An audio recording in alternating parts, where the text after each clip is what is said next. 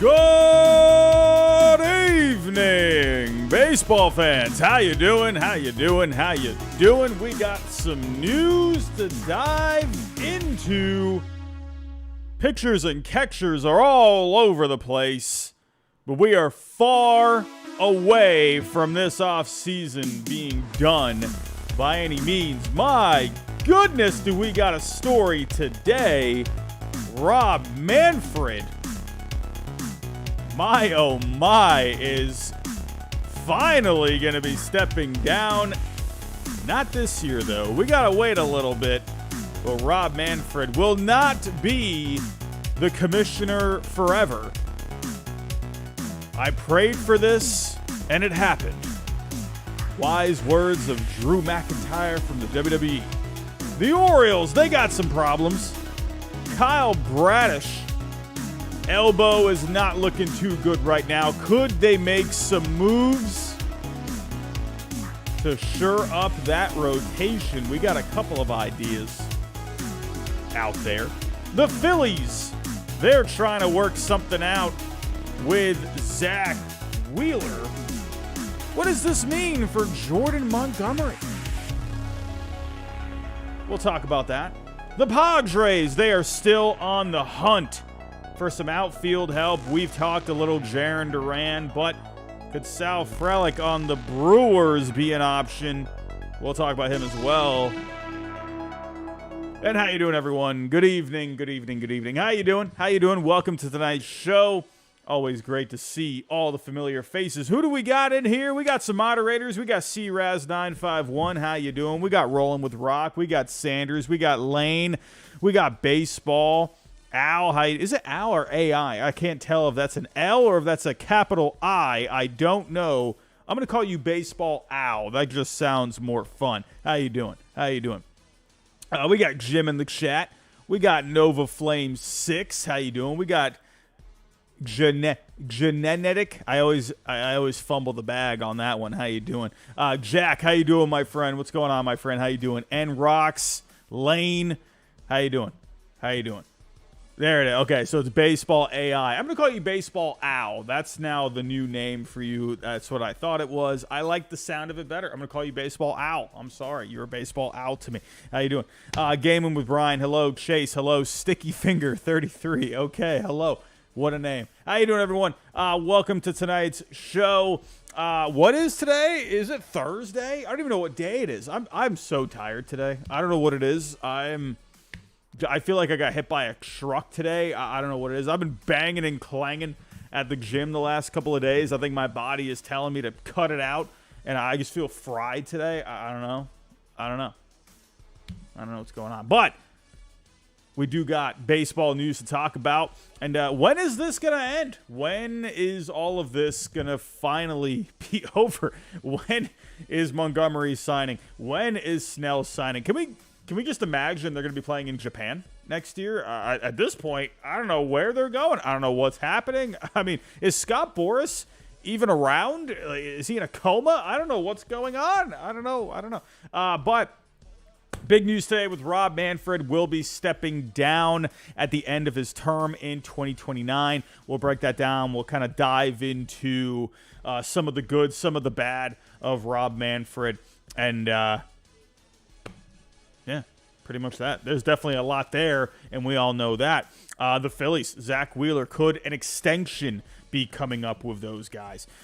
Maybe. We'll have to talk about it. We'll see. The Orioles, they're in the news. We'll talk about them. My Red Sox, who knows if they're going to do anything, but the POG Rays, no matter what the Red Sox end up doing, they're looking for outfield help. So a lot to talk about tonight, everyone. But before I do get started, if you can, hit that like button for me. The like goal is 200. Can we get there? We're already at 45. I don't see why we couldn't get there by the end of the night.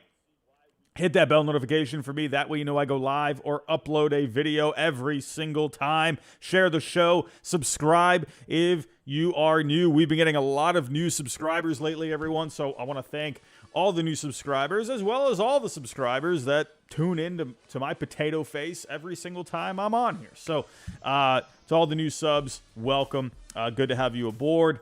And if anyone else is new, think about subscribing as well. Let's get to it, everyone. Let's get to it here. Man, oh man, we are getting just so close to baseball, man. We're so close. You feel it in the air, right? I know it's just pitchers and catchers right now. Still got the position players that need to report. But, man, we're like, a couple of weeks away from games. This is fun to see. A lot of cool things coming to the channel for this coming year. I'm excited to share those ideas. Not quite ready to share all of those ideas just yet, but I do have a big one at some point. We'll talk about that when the time is right. CJ LaChapelle, $5 super chat. How you doing? Is Spencer Strider overrated? Some people try to say he is better than Max Fried. I strongly disagree. Max Fried, he was really good last year. He did miss some time last year. I don't know. Spencer Strider, to me, he has really made it work with basically 2 pitches at this point. And a lot of people argue that he shouldn't add more pitches to his repertoire because he's just so good with what he has. I don't know. I think you can be really good with the fastball slider, but I feel like he could even get to another level if he could find that third pitch. I mean, my goodness, the sky is the limit for the guy. Is he better than Max Fried? I would say there's more ceiling, in my opinion. Max Fried, it's kind of I don't know, if I'm picking between the two. The thing with Fried is he's had some bumps when it comes to the injuries over the last couple of years. Tends to have these little nagging things going on. So right now, I think because of that, I would go with Strider. But Fried, when he's on, man, he's so darn good. And it would be hard to turn away from Max Fried. So I don't know. I'd maybe I think it's a good debate. Let's see what ends up happening this coming year. I think Fried is going to have himself a really good year. So we will see. But I think Strider, I mean, he's so good. He's so good. They're both so good. The Braves are so good just all the way around. Let's get to it, everyone. Let's get to it. The big story, at least in my opinion, of the day, Rob Manfred not planning to seek another term as the baseball commissioner. Listen, we have had, I even had to write down a couple little notes, on Rob Manfred. There's just been so many. I don't want to just say so many things. So many. What's even the right word? We have had so many headlines because of Rob Manfred, whether it's things that he's done or things that he has said. Whether that's good, I would say people would agree there's not much good that has come out of Rob Manfred.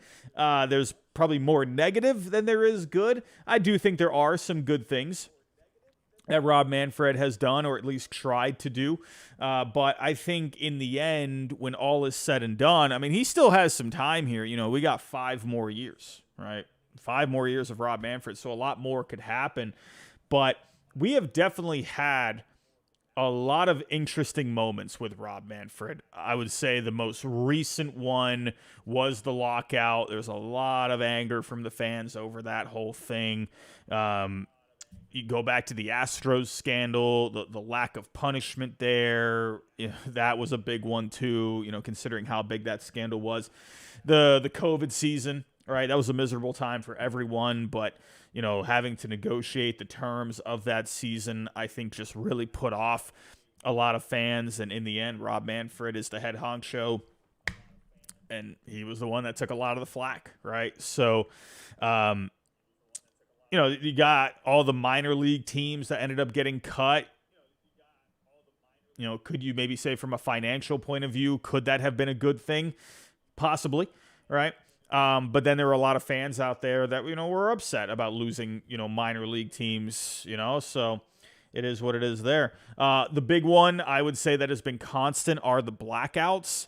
Now, it looks like he is trying to head towards a time where we're going to be seeing more of these teams, right? We're seeing all the TV issues with some of these teams like the Rangers, the Twins, right?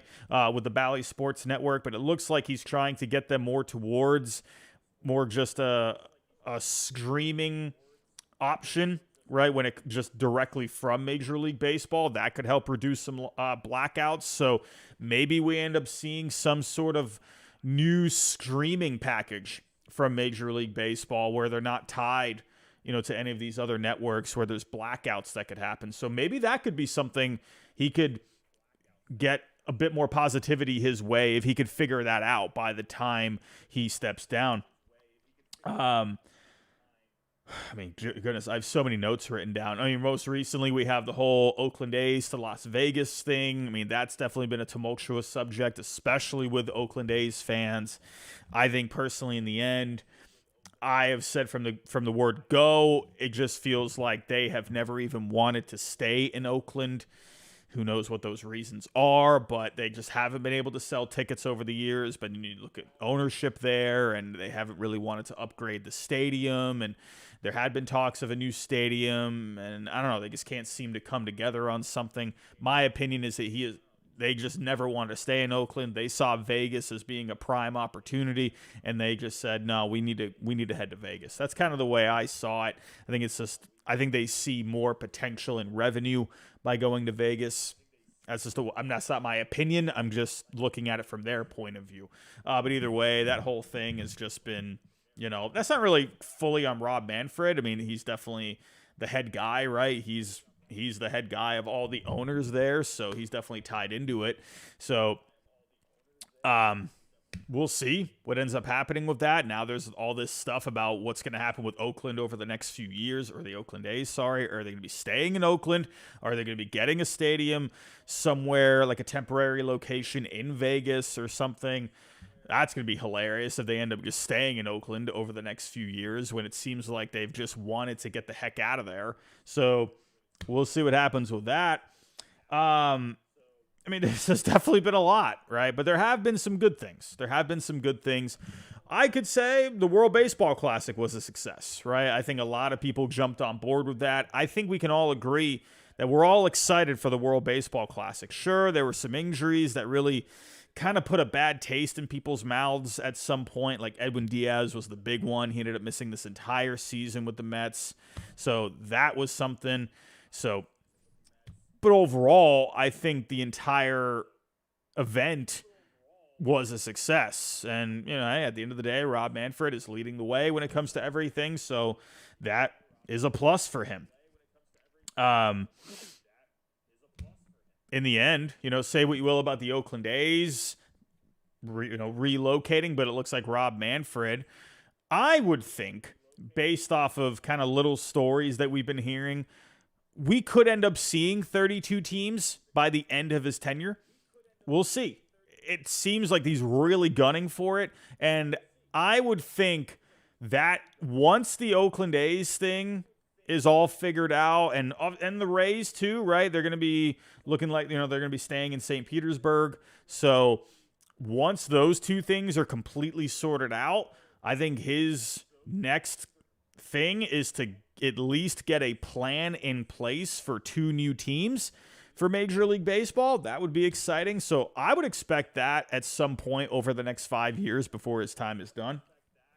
And then I think the most consistent thing we've talked about over the last year or so are the rule changes. And that kind of goes hand in hand with trying to attract more youth to the game, where the rule changes are trying to make the game a little bit shorter, a little bit more efficient for everyone, reducing the time of the game, where, putting the pitch clock in place. I think overall that was a success. You definitely did see some growing pains mixed in there where, especially pitchers were having to deal with, injuries a bit more this year. So I think there was definitely an adjustment period for that. Let's see how it goes for this coming year. But I think overall, people liked, the hardcore baseball fans, of course, you're going to have your opinions. But I think for the casual fan, for the people that don't tune in to my show, every night, those people that just want to go to a game, they want to go get a beer, they want to go get a hot dog, they want to go spend some time with their family, more the casual fans, which that's okay if you're a casual fan.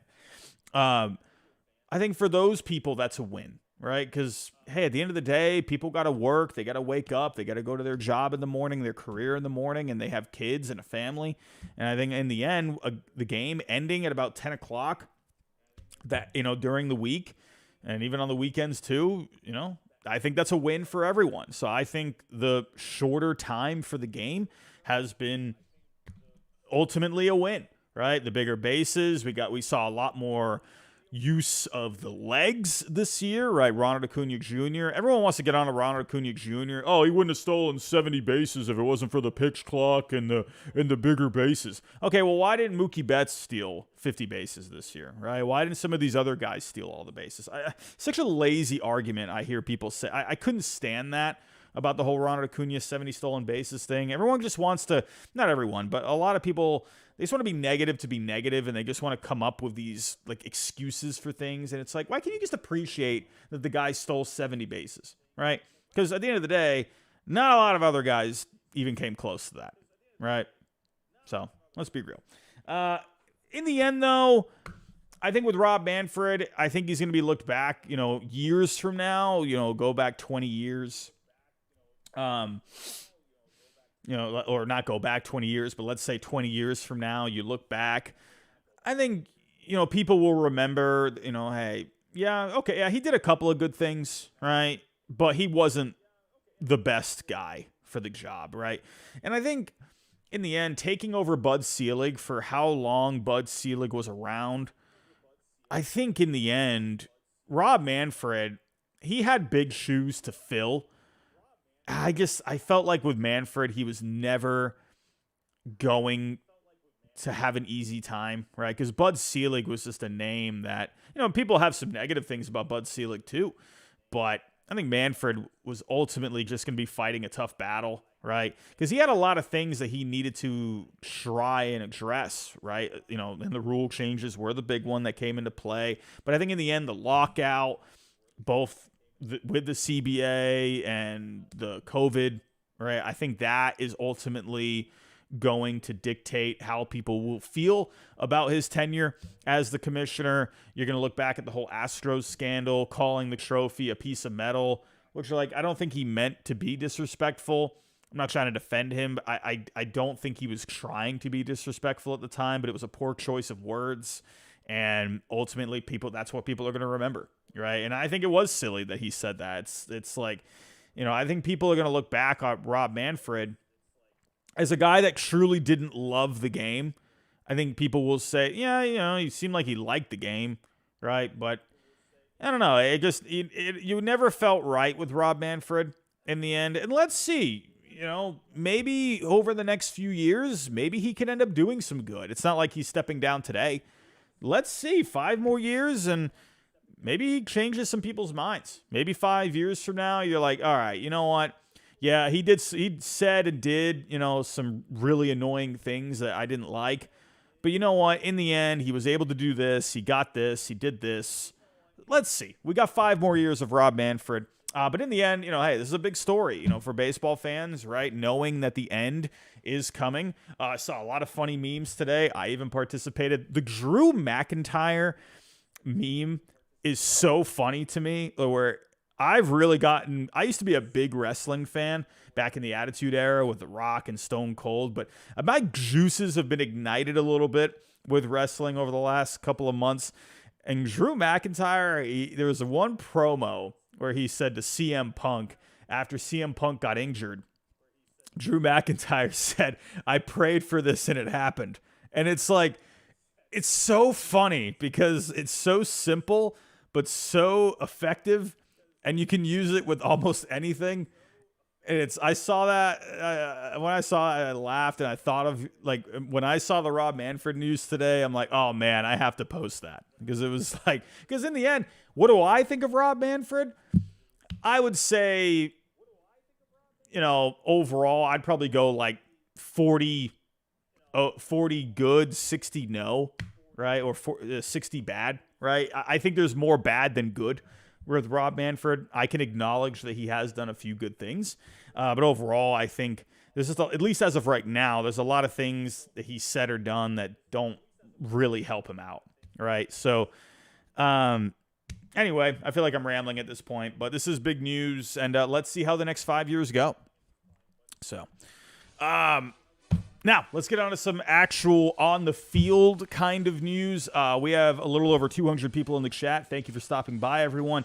We're at 76 likes. Everyone, if you can help us at least get to 100, let's at least get halfway there. Hit that like button for me, and let's move on to the next story. So the Orioles, right? They look a great season for them last year. Adding Corbin Burnes this offseason, things are looking great for the Baltimore Orioles, but got a little something today on Kyle Bradish. Kyle Bradish diagnosed with a UCL sprain, will begin the season on the injured list. So this was something that actually had come up a little while ago, just hasn't really been talked about. But he will be starting the year on the IL. And overall, Mike Elias was more optimistic about it, saying everything is pointing in the right direction. So that's good. So let's see if it ends up leading to something at the end of the day. You know, Kyle Bradish, man, this is a guy that he has a nasty slider. He has one of the nastiest sliders in the game. And that is something I have noticed with guys that throw sliders, right? They tend to put a lot of stress on the elbow. And he threw a ton of them last year. 31% of his pitches were his slider. And that's just something I have noticed over the years, right? You know, I don't want to sit here and say, like, oh, I'm not surprised, right? But, you know, maybe that is something there, right? Overall volume as well, right? Just over the years, hey, your elbow gets kind of banged up, and let's see if he can avoid Tommy John. You know, let's see if he can avoid any kind of surgery. So it looks like he's going to be doing the PRP injections. Sometimes that works, sometimes it doesn't. Who knows? The more conservative treatment is often the first go-to, right? You don't want to just dive into surgery, right? My potato self has had many injuries over the years, and usually the first course of action is just rest, right? Ease back into things, ramp up the volume, and then go from there. But once he ramps up that volume, that's going to be the big thing. If he's feeling something in the elbow, you know, when he starts throwing off the mound again, or even just, you know, playing long toss, we're going to have to wait and see what ends up happening. But Kyle Bradish was really good last year for the Orioles. 30 starts, a 2.83 ERA, 3.27 on the FIP, right around 9 strikeouts per 9. This guy was turning into a legit top-of-the-rotation guy last year. Had a few starts back in 2022. The numbers were kind of whatever in his rookie season, but year 2, he really took a step forward. So if the Orioles do end up losing Kyle Bradish for the year, that is a big loss. Luckily, they added Corbin Burnes, right? A guy that has proven to be very durable. But you got to be thinking now that you lost Kyle Bradish, that's a lot of innings that you just lost. And man, would be really nice at this point to still have Kyle Gibson in this rotation, if you ask me. Because that's a lot of innings that guy gave you. Good veteran guy. So that's right now. I mean, at the time when you added Corbin Burnes, you know, that was whatever at that point. Okay, all right, Gibson. Okay, whatever. We added Burnes. Basically, he replaced Gibson, but same amount of innings, but much better production. But now that Bradish is not here, is that something where they're going to look back and be like, dang, we really should have just brought him in, you know, 2-3 year deal or something like that? So we'll have to wait and see. As of right now, looking at this rotation, you got Corbin Burnes.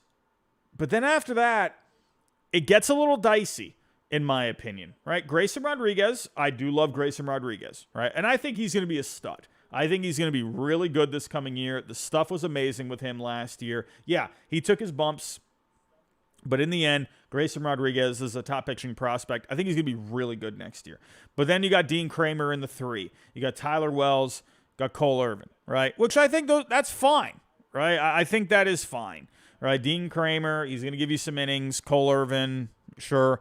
But Right now, all of a sudden, you went from really good vibes when you added Corbin Burns, and now it's looking a little iffy. All right, so do the Orioles maybe go do something, right? And all of a sudden, they could be in the market for Jordan Montgomery, Blake Snell. Maybe they could even just go after some lower tier guys. They have been connected with Michael Lorenzen. That could be an option. Who knows? Maybe even Trevor Bower. Everyone loves to debate the whole Trevor Bower thing. From a pitching point of view, I think it's a no-brainer. But I also understand, even if Trevor Bauer did nothing and whatever, I'm not even diving into all of that. I'm just pointing out, even if he was completely exonerated of everything, it's still going to cause debate, and it's still going to cause just uproar from a good amount of people. So will teams even want to consider it? I don't know. I really don't know, and I don't feel like diving into it because it's such a divisive subject, and I don't feel like it. So from a pitching point of view, though, Trevor Bauer would make sense. It would be up to the Orioles, though, if they wanted to take on what that could also mean off the field, right? What that could mean when it comes to the publicity, what that could mean when it comes to the media, right? The fan reaction. I think with the Orioles, when you look at the fan base, it's not really like a big market fan base like the Dodgers or the Yankees or the Red Sox or the Mets, right? I think the Orioles are a little more low-key, so maybe that could end up being a recipe for success. Trevor Bauer has said himself he feels personally if he were to go to a team, he feels like it's probably 2 weeks and everyone stops talking about it. So what did John Heyman just put here? John Heyman just put some notes.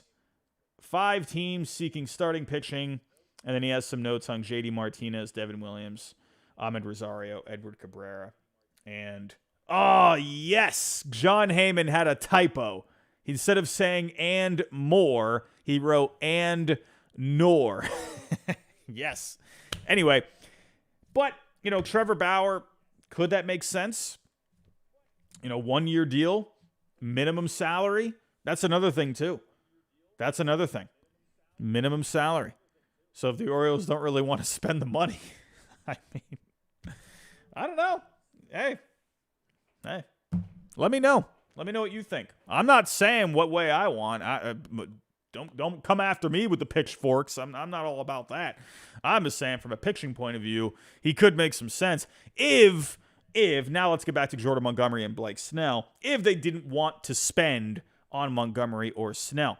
Ultimately, I think what the Orioles end up doing if they sign a free agent, I think they go after Michael Lorenzen. This is a guy that's been pretty durable over for quite a while now. I like Michael Lorenzen. He's a guy that gives you flexibility. He can go in the bullpen. He can go in the rotation. I think that would be a good ad for them. We'll see. We'll see if that is the route they go. If they were to, sit down, they all come together in a room and they say, all right, Bradish, who knows what's going on with Bradish here, but, do we go after Montgomery or Snell? The Orioles, they have been pretty hesitant when it comes to spending money, but now that they have the new ownership, could that mean maybe they would be more inclined to make an investment into someone like Montgomery or Snell? There have been reports with Montgomery that he would, maybe be okay with going to a contender on a short deal.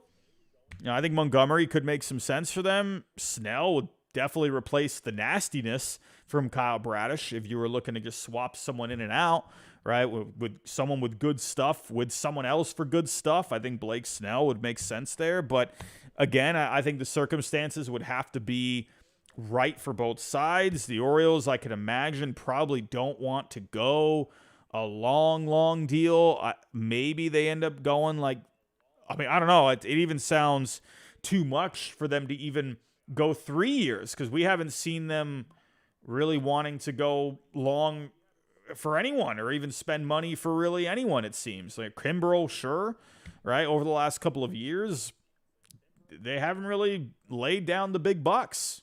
So it would be surprising, in my opinion, if Montgomery or Snell ended up going there. But we'll see. However, there was another story that the Orioles have shown interest in Luzardo, and I have mentioned this on streams before, right? And this came out today, and I can't remember what stream I've mentioned on this show, but I have talked about the Orioles before.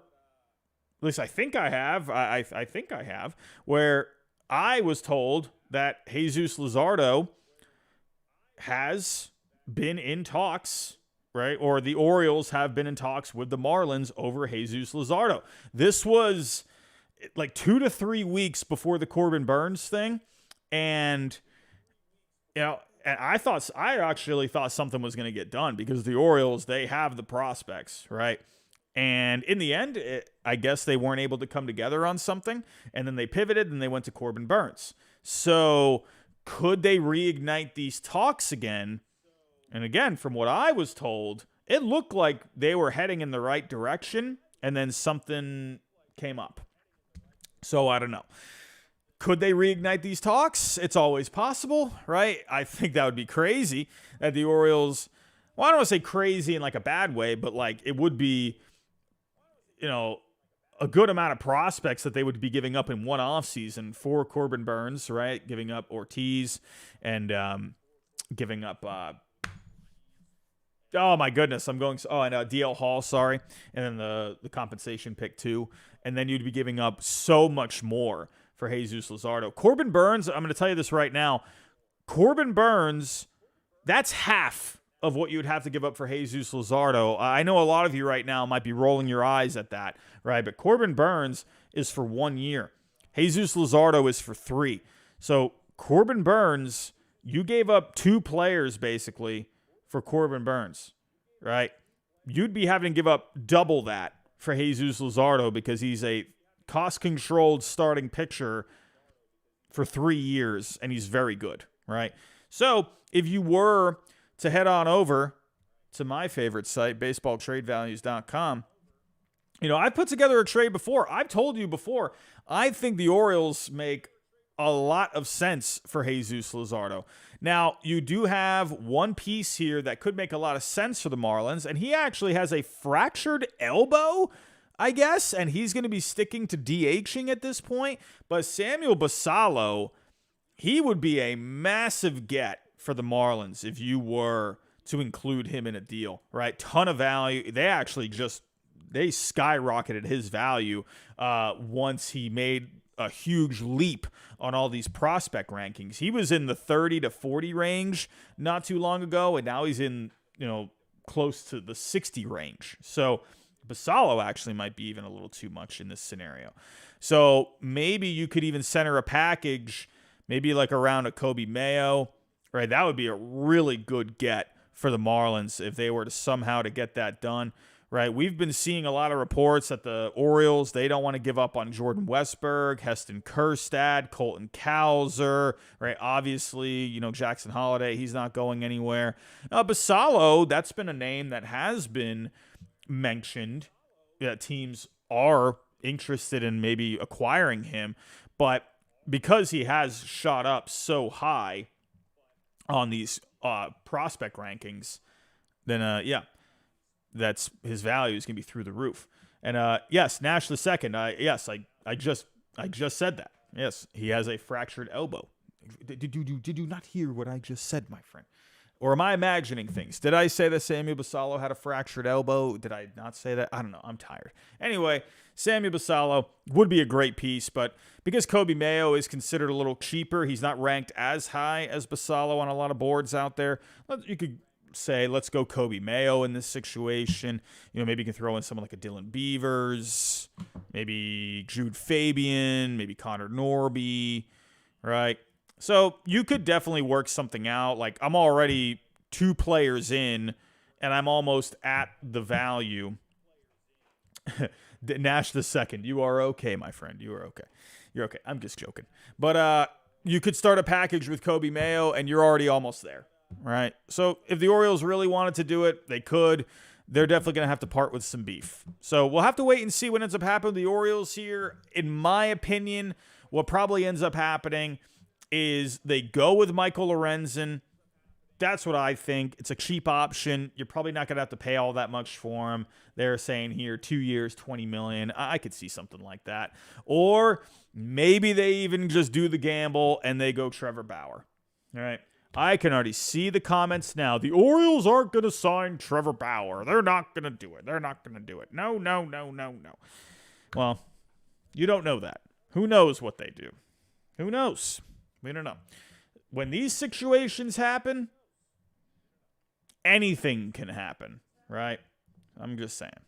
I'm not saying I want it to happen. That's not my place, right? But don't act like you know what's going on, because none of you know what's going on, right? So don't come in my comments saying, no, the Orioles are not going to do that. Nope, you don't know. I don't know. No one knows. So, but my guess is they go Michael Lorenzen. So we will just see what happens. Before I do move on to the next story, just want to go over tonight's sponsor, and that is BetUS. And everyone, am I hitting the right button here? Here we go. BetUS, proud sponsors of the show. We got a lot of great deals going on with BetUS, and right now, if you click on the link in the description down below, you get a 125% bonus, and they have all of the baseball odds available right now for all of the futures. And since we're talking about the Orioles, right now, with the Bradish injury, the Yankees currently are the favorites in the American League East, according to BetUS. Orioles coming in second at plus 225, Blue Jays at plus 400, Rays at plus 700, Red Sox at, plus 1,200. So let's see what ends up happening. I don't know, man. I kind of like the Yankees this year. Kind of like them. I like the Orioles too, but could this end up being a pretty significant loss if Bradish ends up missing the whole year? Who knows what ends up happening? We don't know. I don't know. I would hope Bradish comes back at some point. So we'll see. Either way, with Bradish, even if he does come back, I still feel like he's going to have to really ramp up. You know, not having his spring training, everything is derailed at this point. He's going to have to get back on track, even if he's good to go. That could take some adjustment. So, you know, Bradish, he's already kind of set up for, in my opinion, not, the season that you were kind of hoping for, right? So who knows what ends up happening there? We'll see. But very interesting here. The Orioles have the second highest odds in the American League East, but there's a whole ton of different ways that you can go bet on BetUS. You have all the divisions. You got World Series winners, pennant winners, award winners. They have specials going on. You got football. You got hockey. You even got martial arts, for crying out loud. So make sure you go check out BetUS. You don't want to miss anything going on over there. Again, link is in the description down below. A 125% bonus when you click on that link. All right, everyone, let's get to it. Speaking of all the trades, we got the POG Rays. The POG Rays are always wheeling and dealing. We got a little something from the POG Rays, and we got Jarren Duran lately. Jarren Duran, could he be on the move at some point? Who knows? I don't know. Red Sox fans, you got the Red Sox fans out there saying, no, you can absolutely not trade Jarren Duran. And then you got the other fans saying, like, yeah, let's trade Jarren Duran if that helps get us some pitching. Sure. Where am I at? You always know me. I'm kind of in the middle when it comes to Jarren Duran, whether or not we want to trade him or not. To me, I could sit here and talk about that all day. But before I do dive into all of that, the Padres are also showing interest in Brewers outfielder Sal Frelick. He was drafted pretty high not too long ago out of Boston College. Gotta love that. And this is an option for the Padres. Now, if we're taking a look at Sal Frelick, last year came up last year, and he definitely did some good things, right? The bat's not fully there yet, right? He's just getting going, really, in his career. But he had a 1.2 baseball reference WAR, over 191 at-bats, hit 246, had a 341 on base. Not really anything going on with the slugging there, but this is a guy that's going to be more of, hit for contact, get on base. He's a very good at-bat every single time, and gives you a lot of athleticism, gives you a lot of speed, a lot of base running as well. He stole 7 bases last year over 57 games, so he's on pace for, a 20, 25 stolen base season there. So Sal Frelick, man, he is going to be a very good player, in my opinion. So not surprising for the POG Rays to be showing some interest in him. If we go take a look at the POG Rays roster as of right now, right? It's pretty funny how we've gotten to this point, and the POG Rays, they are really lacking in their outfield, right? Fernando Tatis Jr., he's settled into right field now. They did bring in Jerickson Profar. That's fine. He's a guy that's going to give you, some decent production. I think that's fine. However, you got center field, right?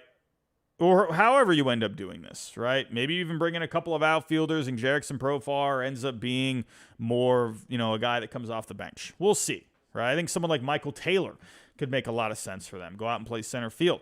So either way, they are still looking for some outfield help, right? Now, if you take a look at Sal Frelick, last year, let me actually go. So I always like looking at Baseball Savant, or not Baseball Savant, Fangraphs. I always like looking at them. They just lay everything out because I like the way they tell you how many games they played in a certain position, right? So here we go. Sal Frelick. So last year, played 40 games in right, and he played 30 games in center field. So it's interesting, right? Because if you were to just roll with Jerickson Profar, I don't know what just happened to my page. Oh, my goodness. But Jerickson Profar, if you were comfortable, you can just stick him out in left field. Profar last year, if we take a look at his numbers, he really didn't do all that much for Colorado. 242, 321 on the on base. I don't know. Is this really the best you could do? That's why I wonder. I wonder if he's a guy that just more kind of comes off the bench. I don't know. I mean, Profar, I don't know. I mean, let's see. Last year, he was with Colorado, right? And then he came to the POG Rays for, the tiniest cup of coffee, right? So, I don't know. I just feel like at this point, you could probably do better than Profar. But at the end of the day, they're used to him. He had a pretty good season back in 2022. Had a 331 on base, 15 homers. He was good in 2019. Well, kind of good. He had 20 home runs. I don't know, Profar, he's a guy, he gets on base. He works the counts. He's a pretty good at bat, right? The numbers aren't fully there, though. So that's why I'm seeing, maybe you could do an upgrade at that point. But if you were to go with Frelick, or if you were to try and nab him from the Brewers, this guy would be your center fielder, right? The guy's extremely athletic, man. I mean, look at the base running last year, a 3.6 base running. Very fast, right? Fangraphs, they give him a 60 on the speed. So, in the end, I think he's going to be a center fielder. That's just me. Is his route running going to be up to tune for the center field duties every single day? There have been some talks, amongst scouts where maybe he's more of a left fielder, maybe a right fielder instead. But to me, I think with the athleticism, I think he could handle center field. Jarren Duran is a very similar case, right? He has that athleticism, but is he going to be able to have the instincts to play the position, right? That's a big thing. Big thing. So let's say they go with Frelick here. Right? And if you take a look, right, Jarren Duran on baseball trade values, they give him a median value of 34. And if we go take a look at Frelick, pretty interesting because, funny enough, he actually has a very similar value. He is at 35.4. So they're almost at the exact same range. Pretty funny, right? Pretty funny how that works. And everyone's like, no, baseball trade values, they don't know anything, right? But when you look at the values, they are pretty similar right there, 34 to 35.4, right? So if it were me, maybe I'm being biased. I'm not trying to be, but I feel like because Duran has shown what he can do with the bat, I feel like Duran is probably the more sensible option at this point. And, you'd have to figure out center field. To me, you could put Duran out in center field in San Diego. He's not going to be the best defensive center fielder, but he could, you can put him out there. It's not going to be the best, but so if I don't know, it's just tough with Profar because I'm not exactly sure what the Padres are thinking there, right?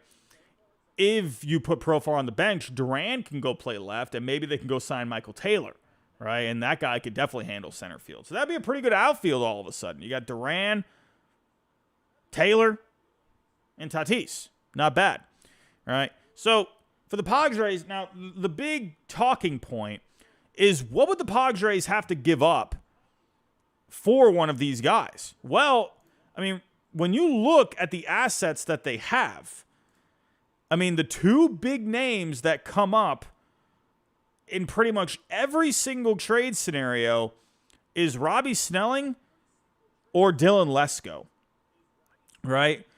To me, I could see teams, and I talked about this with a friend today, and I think Robbie Snelling would end up being the guy.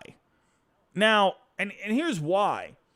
Because Dylan Lesco, right, he's coming off Tommy John. He's a little further away. Robbie Snelling, he has shown already what he can do in the minor leagues so far. He looks great. And he's already in the top 35 when it comes to MLB pipeline for the top 100 prospects. And people are saying there's no way they give up Robbie Snelling to get Jarren Duran. Well, how much leverage do the Padres really have?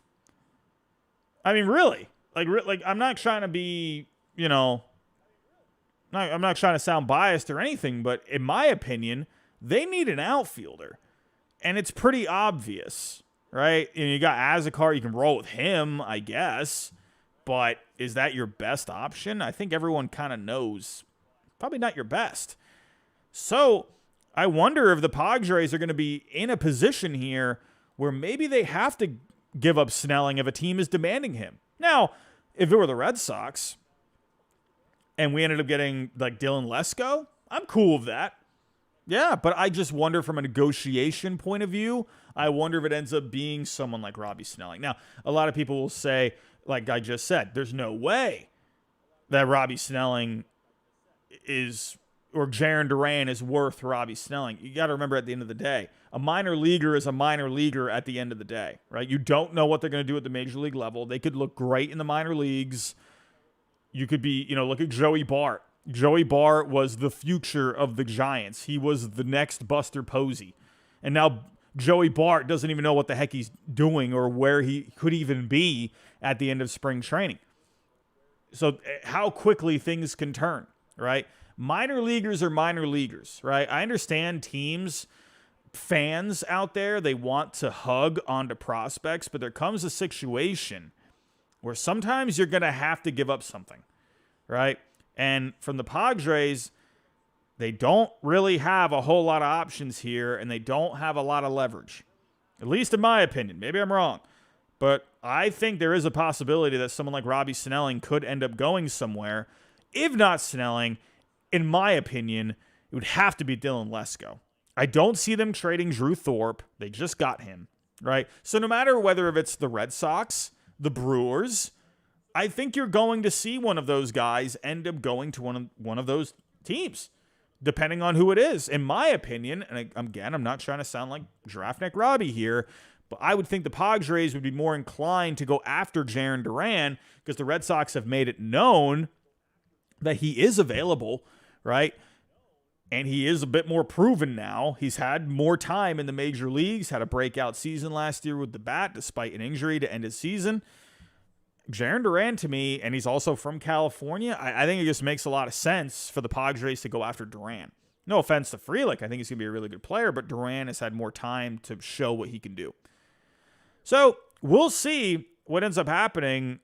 And another thing the Red Sox could do, and I've seen a lot of Padres fans out there say, no, probably not, don't see this, but at the end of the day, the Red Sox, they do have Kenley Jansen, and John Heyman was reporting today that the Padres have been connected to Kenley Jansen, and you have AJ Preller, who was with the Dodgers at one point, has connections with Kenley Jansen there. So could there be a situation where maybe you send a package, Kenley Jansen for this year, Jarren Duran, gives them an actual closer for this year? That's something the Padres don't really have. They've added some bullpen arms, but they don't really have like that guy. They got Suarez, but Suarez was a bit down last year.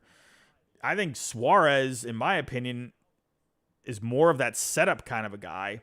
I think, let's see what he could do as a closer, but I think Jansen would be more of that bona fide guy for the Padres.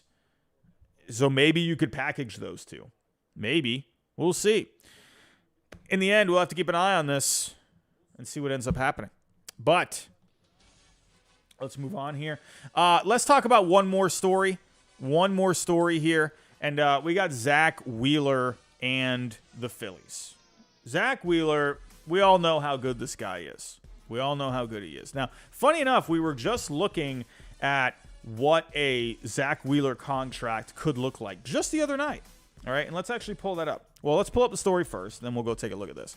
So, Zack Wheeler was actually talking today to the media. Was it today or was it yesterday? I can't remember when exactly it was. But there has been the commencement of extension talks with the Phillies and Zack Wheeler. He's going to be a free agent after this coming year.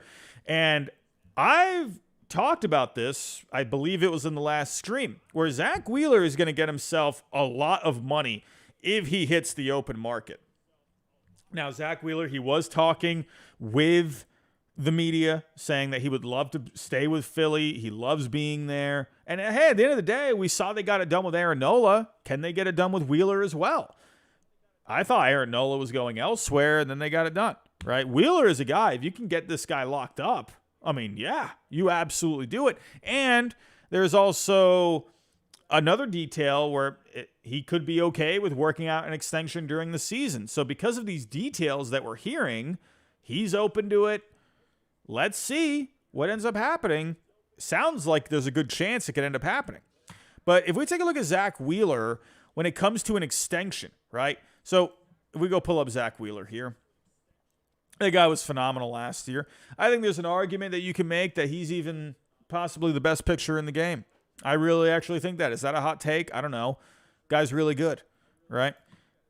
I didn't put him ahead of Garrett Cole, right? He didn't win the Cy Young last year, but I think he's really good, right? If you take a look, ERA was a little higher at 3.61, but the FIP was at a 3.15, right?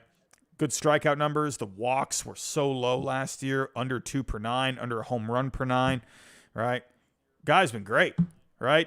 32 starts in 2 of the last 3 seasons. He's been a workhorse. Zack Wheeler's very good, man. Incredible stuff. Very good. So 33, he's going to be turning 34 soon. So let's say he gets the same kind of a deal like DeGrom, 5 years, right? And if you look here, baseball trade values, they have been hitting pretty well on this when it comes to the contracts. You're looking at 5 years, 188, according to baseball trade values. And they have been pretty accurate this year when it comes to the contracts. Now, could he end up taking a little bit less to get a deal done with the Phillies? Possible. But, I mean, I think you're looking at least $35 million a year for Zack Wheeler. And if I'm doing my math, 35 times 5, so 5 years, 175, I think that is pretty fair, right? Maybe, I don't know, maybe even go a little cheaper, right? 34 times 5, 170. You know, So it's going to be expensive to get him locked up if it was a 5-year deal. Maybe you end up doing like 3 more years or so. They're projecting almost $40 million a year. So could the Phillies maybe go a bit of a shorter term, right? Considering he is getting up there in age, so maybe he'd be okay with like a 3-year deal, right? So you're probably looking at like 3 years, 110 to 120. So basically, what I'm trying to say here is he's very expensive, very expensive. So what does this mean for Jordan Montgomery, right? Jordan Montgomery, he has no home still, along with a lot of these other free agents. Thank you, Scott Boras. Jordan Montgomery is a very weird case right now because Blake Snell, he's still on the market. He's the Cy Young winner, right? So Jordan Montgomery, he's more of like that upper to mid rotation guy, like a 2-3 in a rotation. For the Phillies, I think it would be a really good 3. However, according to a report today from Todd Zalecki, he said the Phillies would be more inclined to sign Montgomery to a 1 to 2 year deal.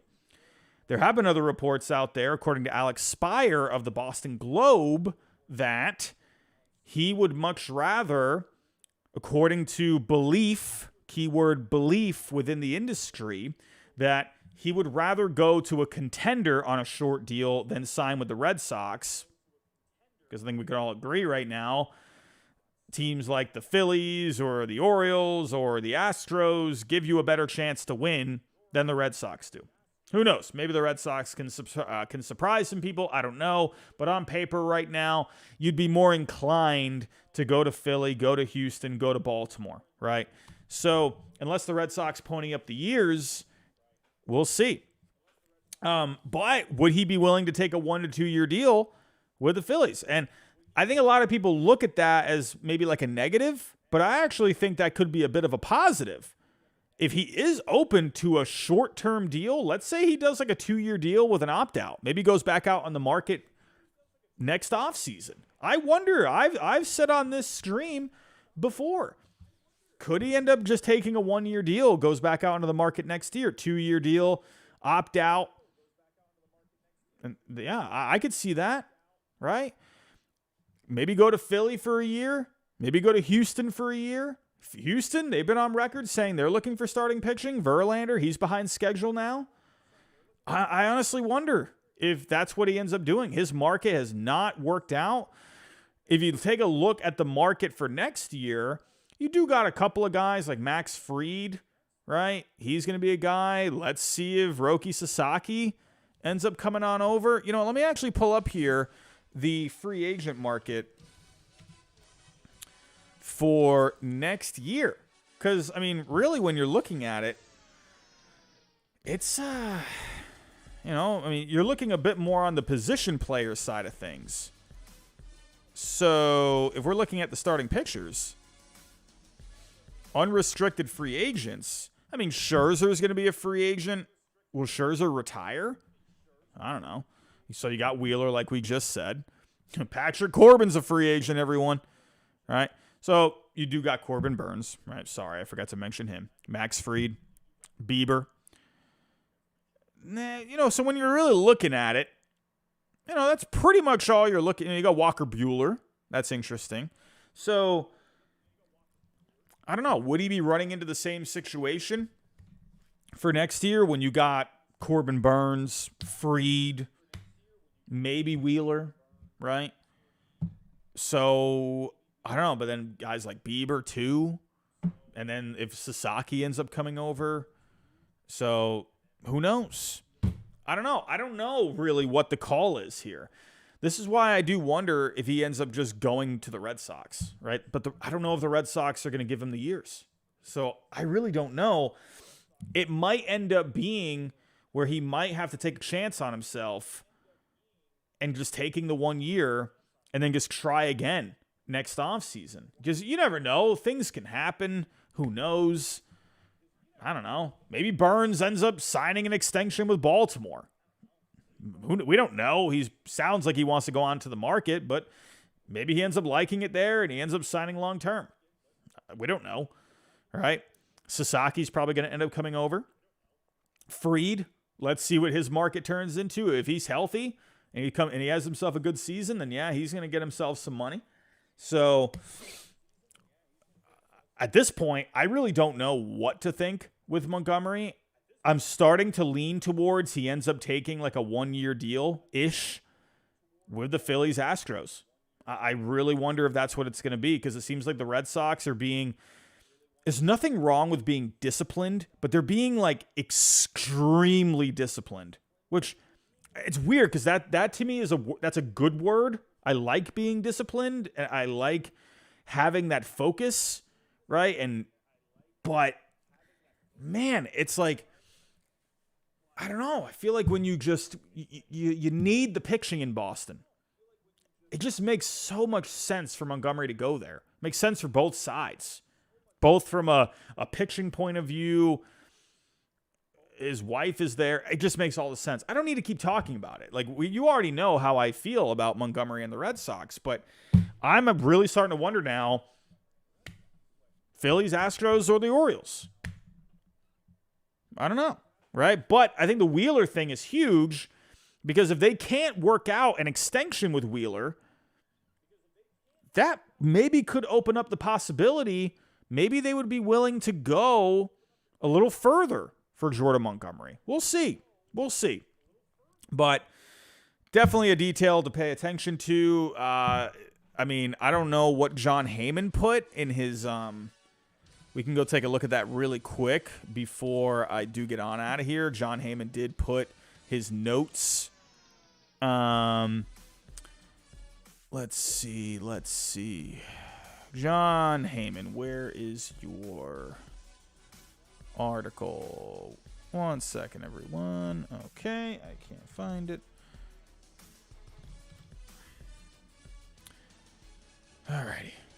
Here we go. All right, let's see what John Heyman put. Let's react to this article together. Orioles eyeing pitching market after Kyle Bradish and John Means injuries. Oh, I forgot to mention John Means. Sorry about that. John Means. He's also suffered a setback as well. I'm an out of sight, out of mind guy, right? John Means, he's barely around, and I just forget about him. But it says here, the Orioles are looking at the starter market with young star Kyle Bradish shelved to start the year with a UCL injury. John Means is a month behind schedule. There's no likelihood they would spend for Blake Snell or Jordan Montgomery, and no serious talks now for Dylan Cease. So Dylan Cease, that's just, I've given up on that. I don't know.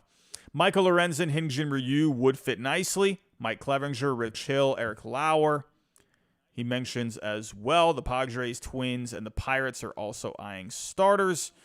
So, pretty much what I was saying there. I think Michael Lorenzen would be a guy. The Yankees are talking about starters, but aren't desperate enough to overpay. So, Spencer Jones, he's come up a little bit. The Pirates have talked to the Marlins about a trade for Edward Cabrera. In addition to the aforementioned starters, have also been in on Noah Syndergaard. So I wonder if maybe the Orioles and the Marlins, maybe they could come together for something for Edward Cabrera. But he's a guy that's had some arm problems, so I don't know if they would really want to go that route. The Angels have been mulling whether or not to make a big run at big-time free agents Snell, Montgomery, or Cody Bellinger. I feel like we've been hearing that for a little while. Also, Artie Moreno saying today that he is not going to sell. Congratulations, Angels fans. But they are also looking at depth pieces like Ahmed Rosario, Kike Hernandez, Michael Lorenzen. That could make some sense. JD Martinez, he mentions, could be a fit for the Angels too. The Mets feel like a long shot and will probably go with Mark Vientos at DH. I keep wondering, JD Martinez, I think, could be a good fit for the Orioles. So Gary Sanchez has yet to appear in camp for the Brewers. That's interesting. So I'm wondering if maybe there's something injury-wise going on there. I don't know. He mentions that the Brewers are not shopping Devin Williams or Willy Adames. Says they're unpredictable, though. And one agent has talked about the free agent market, saying, when is the dam going to break? I don't know, everyone. Feels like we have it feels like we're in the middle of the off season and we still have so much yet to go. I don't know. But everyone, I'm going to hop out of here. We are almost at our goal. 200 likes is the goal. We're at 140 right now. If you can help us get to 200 on the way out, I would greatly appreciate that. Make sure the bell notification is turned on and share the stream for the replay viewers. And again, if you are new, think about subscribing down below. Don't forget about our sponsors at BetUS. The link is in the description down below. You get a 125% bonus, and please play responsibly. Everyone, thank you for stopping by tonight. Pretty quiet stream, nothing too crazy. Hopefully, we get some kind of news this weekend. We're all hoping for it. But in the meantime, enjoy the pictures and catchers at your favorite team's camps. I know I am. It's nice to see these guys at Red Sox camp throwing, doing whatever. It's nice to see. But everyone, go enjoy the rest of your evening. If anything does happen tomorrow, I will be live. I feel like I've been going live on Friday nights, so we'll see. I feel like Fridays have been pretty busy this offseason. Usually, I feel like maybe there's a couple of Fridays where nothing's happened, but if there is anything to report, I will be here tomorrow. Everyone, thank you for stopping by tonight, and I'll talk to you next time.